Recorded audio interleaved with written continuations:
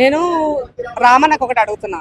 లోటపీస్ కేసే కదా, ఎందుకు భయము నీకు? అడ్వకేట్ ఎందుకేంట కదా? లోటపీస్ కేసులో ఏముంటది కదా, తోపాష్ కేసులో ఏముంటది కదా. మరి ఇలాంటి ఉన్న వాడికి నువ్వు ఎందుకు భయపడుతున్నావు, ఎందుకు జంకుతున్నావు? నాతో పాటు అడ్వకేట్ కావాలని అడుగుతున్నావు.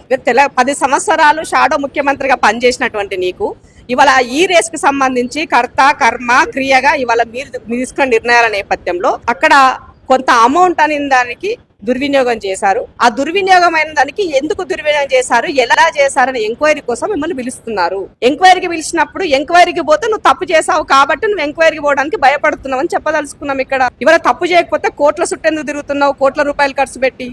తప్పు చేయకపోతే ఉన్నవాడికైనా లేనివాడికైనా ఎవరికైనా చట్టం ఒకటే రకంగా ఉంటది, న్యాయం ఒకే రకంగా పనిచేస్తుంది. దాన్ని నమ్ముతారు కదా. బాబాసాహెబ్ గురించి 10 సార్లు యాద్ చేసిరు. బాబాసాహెబ్ ఏం చెప్పినాడు? ఉన్నవాడికైనా లేనివాడికైనా ఒకటే అని చెప్పినాడు. మరి అలాంటప్పుడు దాన్ని గౌరవించలేనటువంటి మీరు వీటి గురించి మాట్లాడితే ఎట్లా?